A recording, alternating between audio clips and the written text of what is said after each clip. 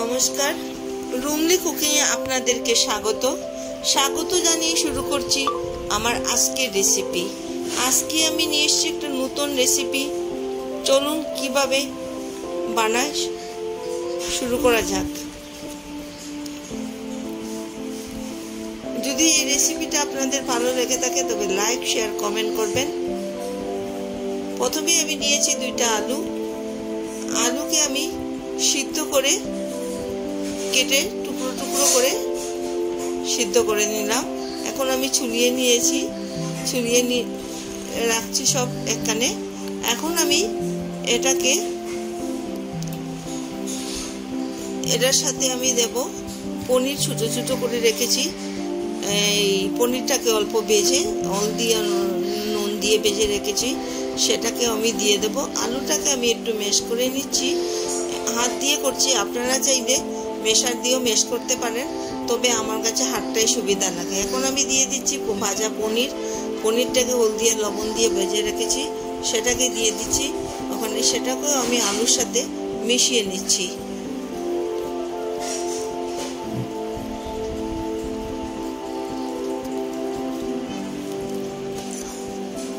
একসাথে মিশিয়ে করে নিচ্ছি। বাকি আলুগুলো আমার রয়েছে, সবগুলো একসাথে করে নিচ্ছি। এখন আমি এটার মধ্যে মশলা দিয়ে দেব। এখন আমি একটা আতা নিয়েছি, আতার পিছন দিক দিয়ে আমি এটাকে ভালোভাবে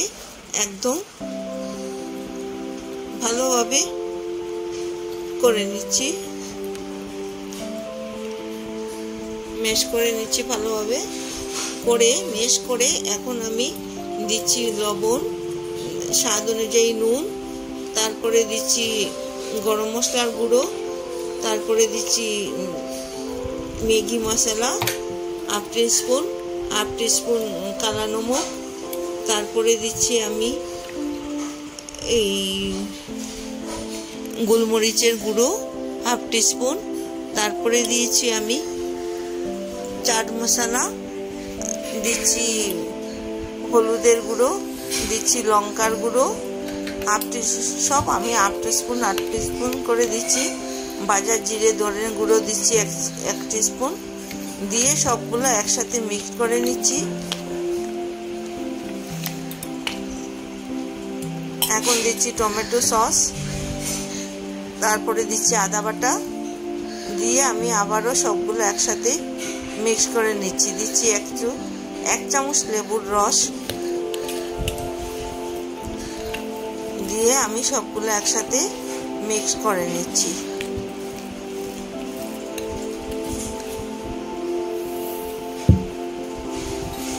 এখন আমি এখানে 5টা পাঁপড় নিলাম, টোটাল 6টা পাঁপড় নিয়েছি। নিয়ে আমি পাঁপড়টার ভিতরে এই পুরটা ঢুকিয়ে দেব। পাঁপড়টাকে আমি আপনাদেরকে 2 কাপ জল দেখালাম, কিন্তু জলটা আপনারা বুঝে জলটা নেবেন। এই একটা বাটির নিচে পাঁপড়টাকে সঙ্গে সঙ্গে ধুয়ে রেখে দিলাম। এখন আমি এটার ভিতরে মশলাগুলো ঢুকিয়ে দেব। এটা আমি বানাবো র্যাপ।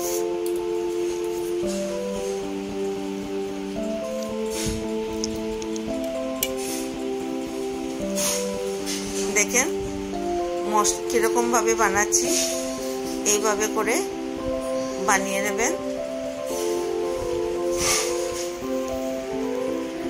একদম সোজা, বানাতেও বেশি সময় লাগে না, খেতে দুর্দান্ত স্বাদ। আমাকে কমেন্টের মাধ্যমে জানাবেন আর বন্ধুদের সাথে শেয়ার করবেন।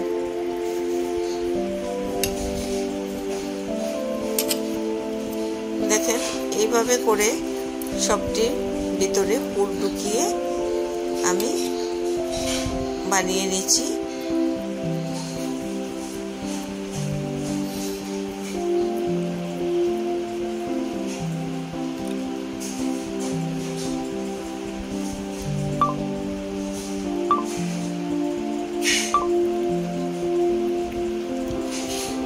হয়ে গেল।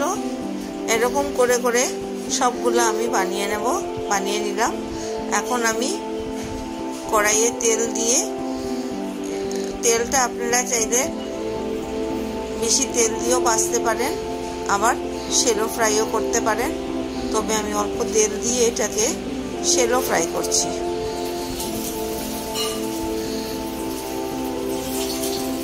তেলটা আমার গরম হয়ে গেছে, দিয়ে দিচ্ছি পাঁপড়গুলো।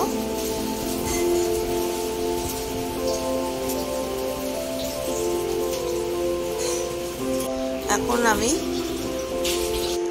আপনারা চাইলে ডিপ ফ্রাইও করতে পারেন। ডিপ ফ্রাই করলেও ভালো লাগবে, আর শ্যালো ফ্রাই করলে, এটা যেভাবে করেন না কেন এটা খেতে ভালো লাগবে। টমেটো সসের সাথে পরিবেশন করে দেবেন, বা যে কোনো একটা চাটনি বানিয়ে চাটনির সাথেও পরিবেশন করতে পারেন। আমার দেখুন দুই সাইড ভাজা হয়ে গেছে, আমি নামিয়ে নিচ্ছি। এখন বাকিগুলো ঠিক একইভাবে আমি ভেজে তুলে নেব।